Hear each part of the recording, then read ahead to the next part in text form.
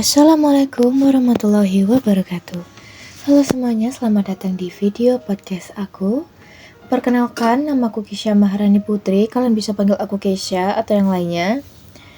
Oke, pada kesempatan kali ini aku akan menjelaskan mengenai sebuah novel yang berjudul Taratalia, yang ditulis oleh Tria Barmawi, yang diterbitkan oleh PT Gramedia Pustaka Utama di Jakarta.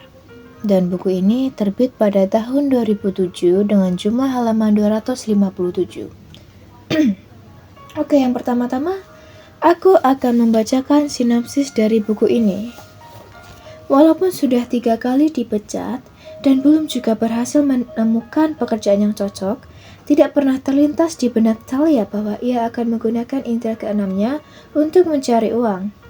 Tetapi bujukan maut temannya yang bernama Bella itu dan juga kondisi keuangan yang mendesak membuatnya ia tergoda. Tapi ia pun juga terpaksa menjalankan rencana tersebut, yang dimana Bella pada saat itu hendak menjadikannya paranormal eksekutif. Tidak disangka-sangka, bukan hanya saja rencana itu sukses, melainkan Talia pun menjadi seleb baru yang cukup terkenal. Karena kliennya juga sebagian besar adalah para artis. Sekarang Talia pun juga menjadi pusing dan juga bimbang. Kenapa? Karena dia terjebak di tengah banyak masalah yang rumit. Klien-kliennya yang rewel, jadwal kerjaan yang semakin padat, dan urusan cinta yang ternyata tidak semulus dugaannya. Dan hatinya sendiri yang penuh dengan penolakan. Memilih memang tidak mudah bagi seseorang yang memiliki indera keenam sekalipun. Baik, itu tadi adalah sinopsis yang baru aja aku bacain mengenai novel yang berjudul Taratalia ini. Kalau dilihat-lihat ya, jadi Talia ini cukup sulit ya, apalagi dengan banyaknya tekanan dia harus tetap menjalani hidup ya teman-teman. Ngomong-ngomong soal menjalani hidup, tadi kan sempet tuh dimention di sinopsisnya ada tuh si Talia ini menjadi paranormal eksekutif ya, yang disuruh oleh temannya. Ngomong-ngomong, paranormal eksekutif itu harus punya manajer, kartu nama, dan juga blazer hitam sebagai identitas yang elegan. Itu kata Bella, yang akhirnya dia pun menjadi manajer Talia untuk mengurus jadwal dan juga mencarikan job. Talia ini yang awalnya malas, malah justru menemukan klien-klien yang ajaib-ajaib ya guys. Ngomong-ngomong soal klien pertama yang ditangani oleh Talia ini adalah bosnya Bella yang bernama Alin. Alin ini terlibat kasus perselingkuhan dengan seseorang paruh baya yang membuat istri si lelaki ini menjadi dendam padanya.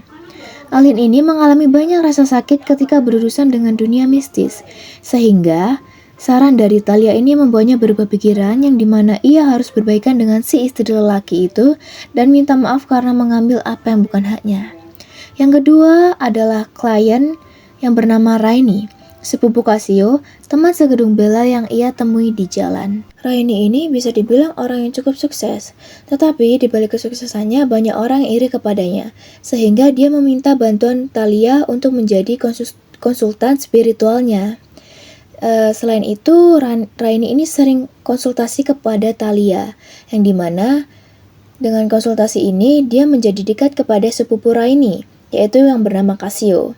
Kedekatan Casio dan Talia ini membuatnya merasa nyaman, dan mereka pun menjadi dekat dan saling jatuh cinta. Selain itu, gosip seputar Raini ini yang menjadi penyanyi multitalenta sedang menjadi tren yang merebak, sehingga dia selalu menjadikan sebagai Talia ini konsultan spiritualnya.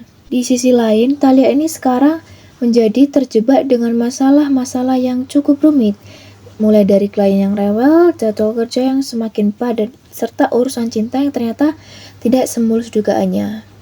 Dan hatinya ini sendiri penuh dengan penolakan, ditambah lagi perasaan Bella yang sering membuatnya tak nyaman. Talia ini menganggap Bella menjadikannya mesin pencetak uang, kerja banting tulang demi menyelesaikan kontrak yang sudah disepakati dengan klien.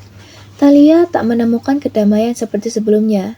Ia rasanya ingin menjadi Talia yang dulu, biasa saja, dan tidak terkenal dimanapun, yang dia ini hanya ingin menjadi keluarga Jehan yang sederhana. Hidup seseorang ini memang senantiasa dihadapkan dengan beberapa pilihan.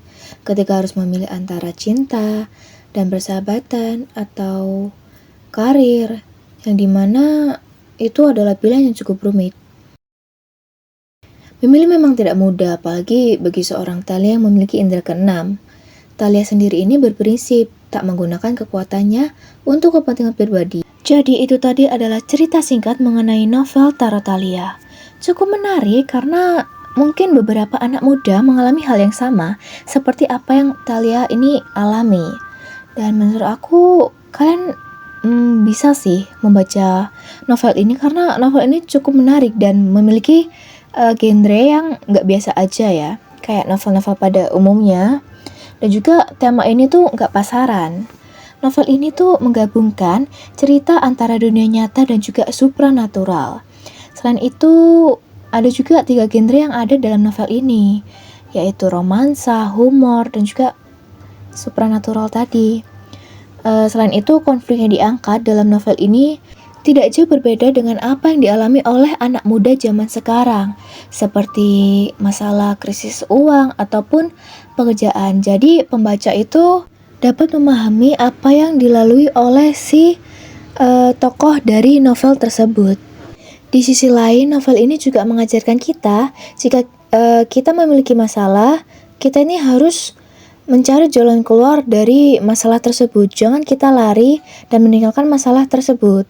Selain itu, novel ini juga mengajarkan kita untuk memanfaatkan kelebihan yang kita miliki dengan baik. Jangan sampai kelebihan yang kita miliki ini disalahgunakan menjadi hal-hal yang buruk. Mungkin sekian yang bisa aku sampaikan untuk video podcast kali ini.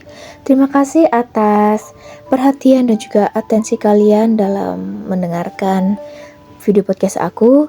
Terima kasih dan semoga kita selalu dilancarkan dalam urusan apapun. See you.